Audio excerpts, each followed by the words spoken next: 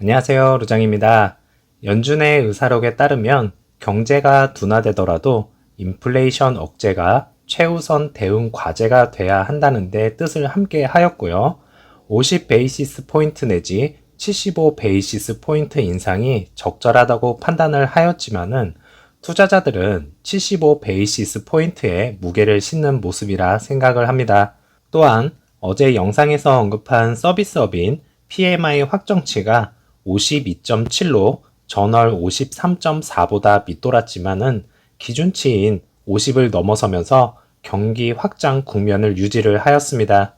어제장 3대 지수 모두 큰 상승은 아니었지만은 플러스권으로 마감을 하였고요. 의사록이 공개가 되는 시점과 PMI 확정치가 발표가 되는 시점에서는 상승세로 이어졌지만 장 마지막에는 차익 매물로 인해서 하락을 하는 모습이었습니다. 안 그래도 불안한 경제 성장성 전망에 IMF에서 찬물을 끼얹는 발언을 하였는데요.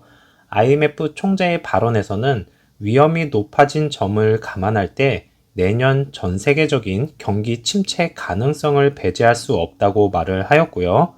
몇 주 내로 올해 세계 경제 성장률에 대한 전망치를 하향 조정할 것이라고 말을 하였습니다. 여기저기서 경기 침체에 대한 우려를 쏟아내고 있는 상황이고, 그러면 증시에서도 적지 않은 타격이 있을 것인데요. 우리는 손절을 하고 나가야 합니까? 아니면 매달 적금을 붓듯이 저가 매수에 나서야 하는 것일까요? 제 대답은 아시다시피 매달 적금 붓듯이 저가 매수에 나서는 거고요. 언젠가는 올라갈 것을 알기에 저가에 매수를 해두고 비쌀 때 팔면 되는 게 주식이라 생각합니다. 그래서 절대로 비투는 하지 마시라는 말씀을 드리는 겁니다. 투자의 귀재라 불리는 워렌 버핏이 투자한 비아디가 상반기에만 64만 대의 전기차를 판매를 하면서 테슬라를 제치고요. 세계 최대 전기차 업체에 등극을 했다고 영국의 파이낸셜 타임즈가 보도를 하였는데요. 사실 이건 중국의 어드밴티지가 있지 않았나 생각을 하고 있고, 중국 봉쇄에 가장 피해를 본 것은 테슬라라고 생각을 하면서 중국 봉쇄만 아니었더라면 판매량은 테슬라가 더 많았을 것으로 예상을 합니다. 미국 진출할 채비를 하고 있다고 하는데 미국에서도 판매량이 어떻게 나올지 한번 지켜봐야 되겠고요. 3번 정도 테슬라의 판매량을 이긴다면 그때는 그럴 일은 없을 듯 합니다. 리비안이 2분기 생산 집계를 발표를 하였는데요. 4,401대의 차량을 생산을 하고 같은 기간 동안에는 4,467대의 차량을 딜리버리 했다고 발표를 하였습니다. 올해 25,000대의 차량을 생산할 것이라는 것을 보란듯이 확인을 시켜 주었고요. 많은 제조업체들의 공급망 문제 등으로 인해서 차량 생산 대수가 줄었다고 변명 아닌 변명을 뒤엎는 계기가 되었다고 볼 수 있겠네요. JP 모건과 포드 등 많은 투자자들이 손절치고 떠난 상황에서 생산량이 늘었다는 것은 리비안의 앞으로의 발전이 기대가 되는 시점으로 볼 수 있겠습니다. 이전 영상에서 말씀을 드렸듯이 루시드가 먼저 치고 갈지, 리비안이 치고 갈지, 테슬라가 치고 갈지 아무도 모른다 말씀을 드렸었는데 어제장은 리비안이 먼저 치고 나가는 모습을 보여주었네요.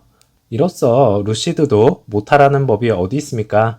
현재 상황으로 봐서는 정말 많이 힘들어 보이는 건 사실이지만은 리비안처럼 꼭 해내기를 바라겠습니다. 어제장 리비안은 플러스 10.42%가 상승을 하면서 마감을 하였고요. 그동안 하락폭이 컸던 만큼 다시 큰 상승으로 이어지기를 바라겠습니다. 어제장 루시드는 5.57%가 상승을 하였고 애프터 장에서는 마이너스 0.71%가 하락을 하면서 18.09불로 18불대에 다시 안착을 하는 모습이었습니다. 다른 종목들은 마이너스 치고 있는 상황에서 리비안과 루시드가 상승을 하는 이유는 리비안은 방금 전에 앞선 내용에서 언급을 드렸었고요. 같은 스타트업 기업으로서 약간의 기대감을 동반하는 상승을 유도를 하지 않았나 생각이 듭니다. 아직까지는 확실한 상승세는 아니기에 횡보 구간에서 적절히 움직여 줄 것으로 예상을 하고 있고요. 오더플로우에서는 어제장 상승으로 인해서 전체적으로 매도가 많았다는 것을 볼 수가 있었습니다. 1분봉에서는 장 초반 나스닥의 움직임과 정반대가 되는 움직임을 보여주면서 살짝 당황스러운 장이 연출이 되었고요. 18.5일에 최고점을 찍고 차익 매물로 인한 소폭 하락을 하면서 마무리가 되었습니다. 매일장이 혼조세가 이루어지고 있는 만큼 투자자들의 마음도 불안하실 거라 생각이 들고요. 이럴 때일수록 정신 똑바로 차리고 일찍 주무시는 게 건강상에도 좋을 듯 합니다.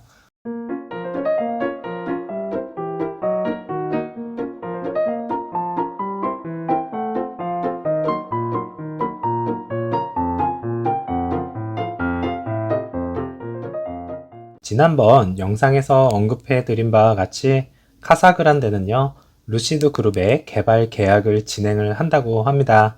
이전 영상에서 1300에이커에 대한 임대 구매 계약을 체결을 했다고 말씀을 드렸었고, 그로 일주일이 지난 시점에서 개발 계약을 진행을 하였습니다. 전체적으로는 2000에이커에 해당되는 부지로서 구매 옵션과 함께 4년 동안 710만 달러 임대료를 지불을 해야 되는데요. 적지 않은 금액으로서 루시드 측에서 이렇게까지 확장을 할 정도로 규모가 커지고요. 그만큼 대량 생산에 자신감이 있으니 진행을 하는 것이라 생각이 되고, 애리조나주 카사그란데에서도 이러한 부분들을 잘 알고 지역 발전을 위해서 개발을 진행을 하고 있는 것으로 판단이 됩니다.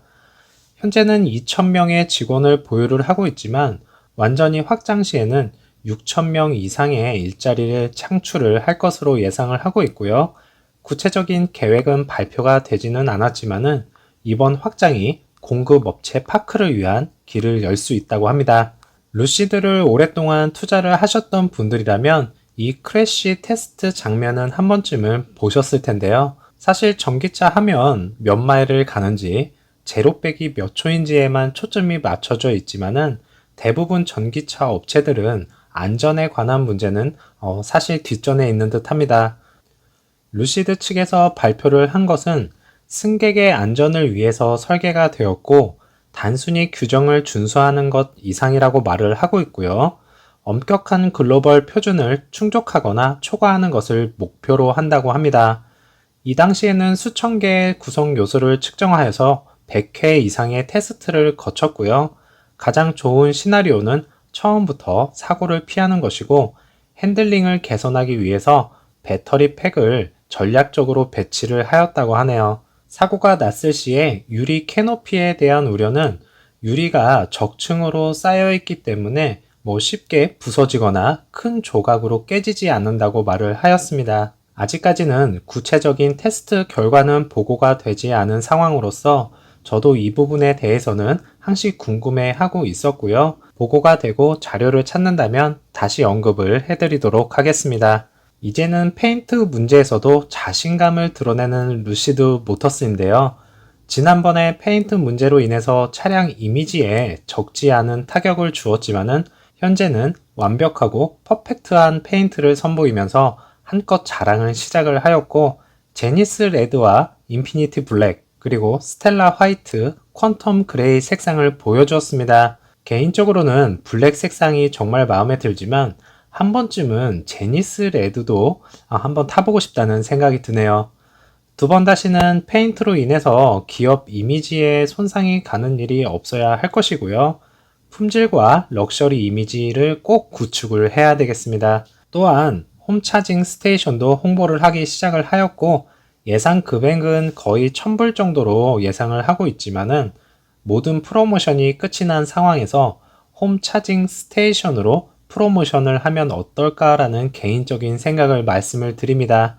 어떻게든 모든 부분에서 수익을 내야 하기 때문에 적절한 판매 금액이 책정이 되었으면 좋겠네요. 캐나다 테슬라 매체에서 루시드에 관한 내용이 있었는데요. 프로젝트 그래비티 이후에 출시가 될 저렴한 일렉트리카를 개발한다는 내용으로서 수석 엔지니어인 에릭 바흐가 현재 모델 3와 경쟁하기 위해서 미드 사이즈를 개발 중이라고 밝혔습니다. 또한 에릭 바흐는 출시 일정을 2025년이나 26년에 출시할 예정이라고 밝혔고요. 운전석이 오른쪽 버전의 에어가 영국에서 출시될 것이라고 말은 했지만은 언제 출시될지는 언급을 하지 않은 상황입니다. 최근 배선 결함으로 인해서 1100대가 넘는 전기 세단을 리콜을 했다고 내용이 있었고요. 그러나 이제 에어가 한 번의 충전으로 687.4마일의 초강력 기록을 세우면서 여전히 승리를 기록을 하고 있다고 말을 하고 있네요. 현재 모델 생산도 중요하고 대량 생산도 중요하지만 저가형 모델이 꼭 나와주어야 앞으로 루시드 모터스의 방향성에 큰 이득이 될 것이고요. 그때가 되면 수많은 전기차가 쏟아져 나오는 시점이기 때문에 현재 럭셔리 브랜드로서 이미지를 잘 구축을 한다면 그때 가서도 다른 차량들과의 경쟁에서도 밀리지 않을 것으로 예상을 합니다. 즐거운 오후 보내시고요. 저는 다음 영상에서 찾아뵙겠습니다. 감사합니다.